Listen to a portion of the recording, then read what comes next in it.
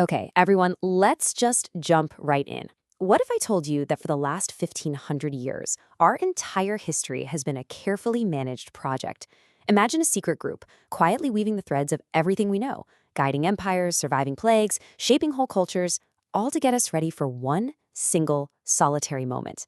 And here's the kicker. That moment is happening right now. Seriously, we're going to dive into one of the most mind-bending alternate histories I have ever read. So, here's the scene. Humanity is on the very edge of first contact. Alien ships are on their way. But, and this is where it gets crazy, unlike basically every sci-fi story you've ever read, this isn't a surprise at all. This exact day has been planned for, has been the single focus of this secret group for over 1,500 years. So the only question left to ask is, was it all enough? And that, right there, is the huge question at the heart of this whole trilogy. I mean, think about it. How on earth is that even possible? How does a plan like that survive for centuries, through dozens of generations, countless wars, the rise and fall of entire empires? The answer, and I love this, isn't some piece of future tech or a secret bloodline of kings. Nope, it's about an idea. So to really get this, we've got to go back. I mean, way back. But not to the beginning of the plan itself. No, we're going to the moment it was born, out of a desperate, Hail Mary last-ditch effort from a future where humanity was literally on the brink of extinction. So picture this. It's the 22nd century, and civilization is dying. They've got one last shot, one final, desperate gambit they call Project Temporal Intervention Delta. And what do?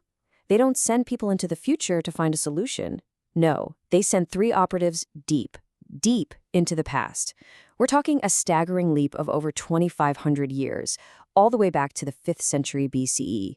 Insane, right? I mean, just look at the sheer audacity of this mission. The goal wasn't to build, laser guns or anything. It was to establish institutional frameworks for planetary defense. Think about that. They're trying to build organizations that can prepare for a threat that's still 1,500 years away. And who do they send to pull this off? Not generals, not brilliant scientists. They send 3 kids, 3 academy graduates between the ages of 12 and 14. All they have with them is this thing called the Codex, basically all of human knowledge on 12 titanium plates, and this core methodology, this way of thinking, called systematic thinking. So you're probably asking, why kids? Why send children? And this is where the logic gets kind of chilling, but also absolutely brilliant. See, the planners back in the future, they figured adults would just carry all their cultural baggage with them. They'd try to force their future ways on the past. But children plant seeds. They adapt. They can build something new, something that grows organically within the ancient world. They can weave these new ideas into the culture so seamlessly that, over time, nobody even realizes they came from somewhere else. They just become part of the fabric of civilization. All right, so you've got a 12-year-old from the future completely alone in the ancient world, with the weight of all humanity on their shoulders. I mean, where do you even start with a mission like that? Well, the first operative, a kid named Alexios, he lands near ancient Athens, and he does something really smart. He doesn't try to become some big shot, not a king or a prophet. He starts small, like incredibly small. He just gets a job with some local craftsmen, and there he establishes a little guild.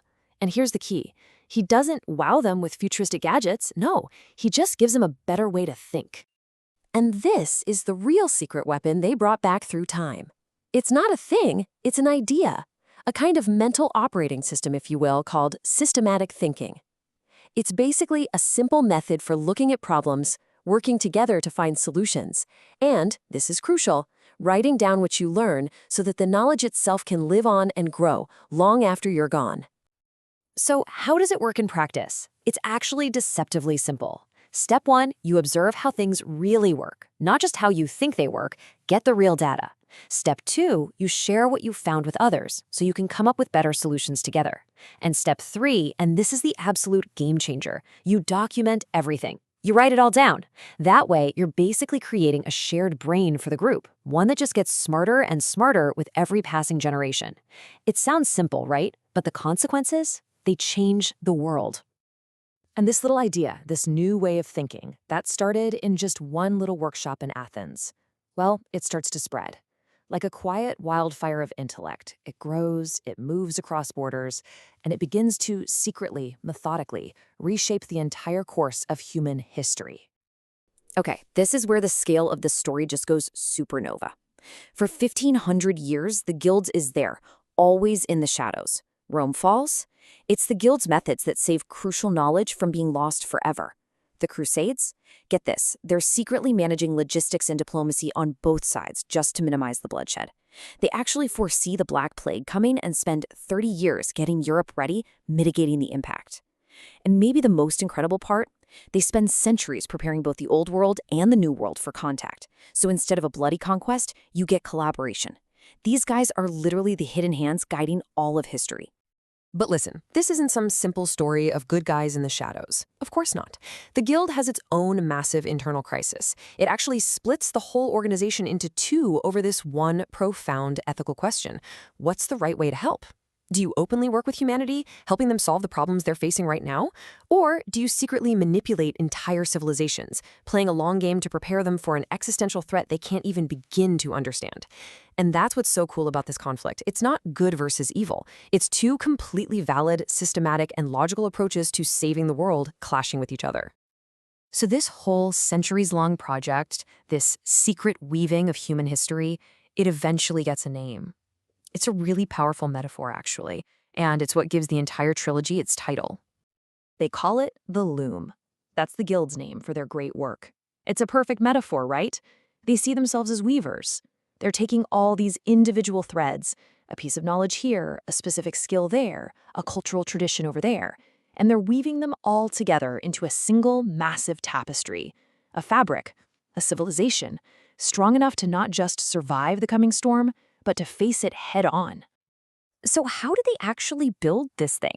Well, they looked at the Persian Empire and saw these incredibly stable, systematic networks for running things.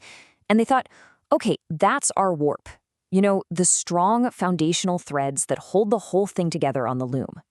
Next, they looked to China and saw these amazingly flexible, adaptive methods for bureaucracy. And that became the weft. The threads that they weave back and forth across the foundation, creating the actual intricate pattern of the fabric. And the tool that does all the weaving, the thing that carries the thread back and forth, tightening the weave and locking it all in place, that was Greek rational analysis. It became the shuttle, constantly moving, connecting everything, and creating a truly global fabric of thought and civilization. And when you put it all together, all of it, woven carefully over 1,500 years, you get something incredible. You get a civilization that is finally capable of a unified planetary scale response. A civilization that has absolutely no idea that it is perfectly, systematically ready for today. Look, everything we've just talked about, that's just the big picture. That's the grand tapestry from 30,000 feet.